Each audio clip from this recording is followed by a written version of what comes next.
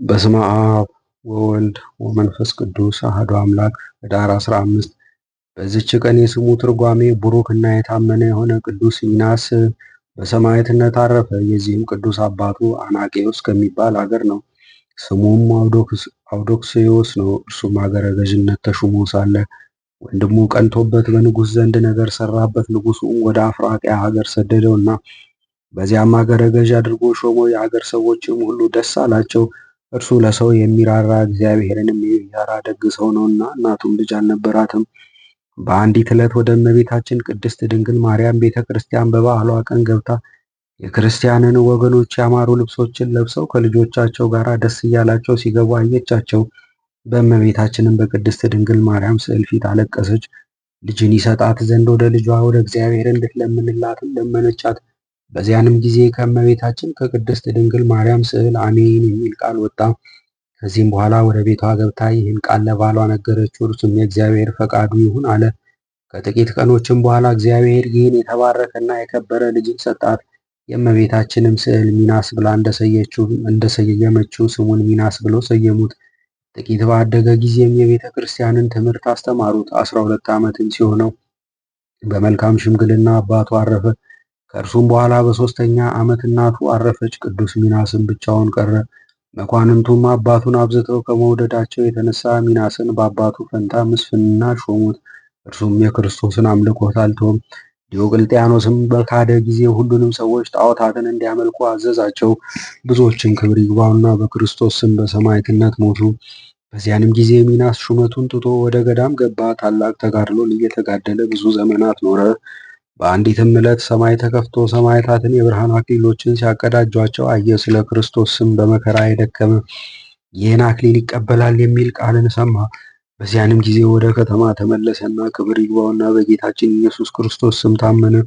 ሰዎችም አብዝተው አባበሉት። በወገን የከበረ እንደሆነ እነርሱ ያውቁ ነበርና።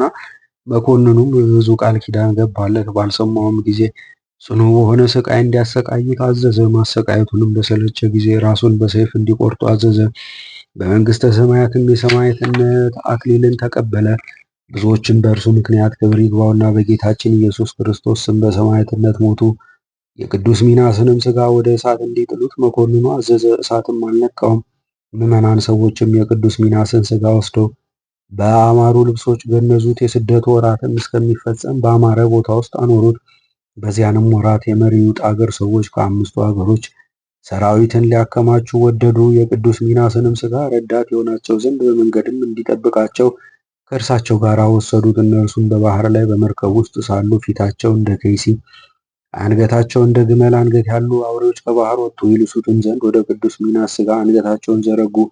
ከቅዱስ ሚናስም ሥጋ እሳት ወጥታ እነዚያን አራዊት አቃጠለቻቸው። ሰዎችም አይተው አደነቁ፣ ደስታም አደረጉ፣ ፈርተው ነበርና። ወደ እስክንድሪያ ሀገርም ደርሰው ስራቸውን ፈጽመው ወደ ሀገራቸው በሚመለሱ ጊዜ የቅዱስ ሚናስን ሥጋ ከእሳቸው ጋር ሊወስዱ ወደው በገመል ላይ በጫኑት ጊዜ ገመሉ ከቦታው የማይነሳ ሆነ። ሁለተኛም በሌላ ገመል ጫኑት። እርሱም መነሳትን እንቢ አለ። አብዝተውም ደበደቡት። ግመሉም ከቶ አልተንቀሳቀሰም። እነርሱም ያ ቦታ እግዚአብሔር የፈቀደለት መሆኑን አወቁ። ቦታውንም አዘጋጅተው በዚያ ቀበሩት።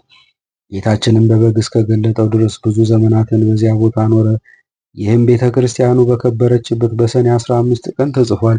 ለእግዚአብሔር ምስጋና ይሁን፣ እኛንም በጸሎቱ ይማረን፣ በረከቱም ከኛ ጋር ትኑር ለዘላለሙም አሜን። በዚችም ቀን ለአባቶች ሊቃነ ጳጳሳት 61ኛ የእስክንድርያ ሊቀ ጳጳሳት ቅዱስ አባት ሁለተኛው ሚናስ አረፈ። ይህን ቅዱስ ሚናስንም በታናሽነቱ ያለ ፍላጎቱ ወላጆቹ ሚስት አጋቡት።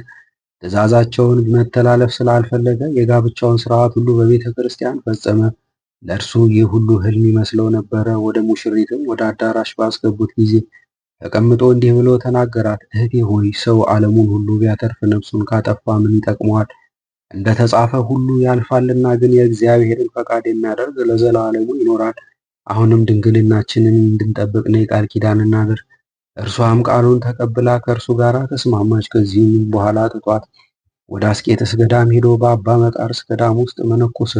ብዙ ዘመናትን በገድል ተጠምዶ ኖረ። ከእርሱ በፊት የነበረ ሊቀ ጳጳሳትን ባረፈ ጊዜ ይህን ቅዱስ አባት ሚናስን ያለ ውዴታው ወሰደው። ሊቀ ጵጵስና ሾሞት። በወንጌላዊ ማርቆስም ወንበር ላይ መንጋዎቹን በቅን ፍርድ እየጠበቃቸው እያስተማራቸውም 18 ዓመት ኖሮ በሰላም አረፈ። ለእግዚአብሔር ምስጋና ይሁን፣ በረከቱም ከኛ ጋር ትኑር ለዘላለሙም አሜን። በዚችም ቀን የስብከተ ጌና ጾም መጀመሪያ ነው። ይህም ክብር ይግባውና ጌታችን ኢየሱስ ክርስቶስ ለተወለደበት በግብፅ የሚኖሩ የያዕቆባውያን ክርስቲያኖች የሰሩት ነው። ይቅርታው ቸርነቱ ከኛ ጋር ይኑር ለዘላለሙ አሜን።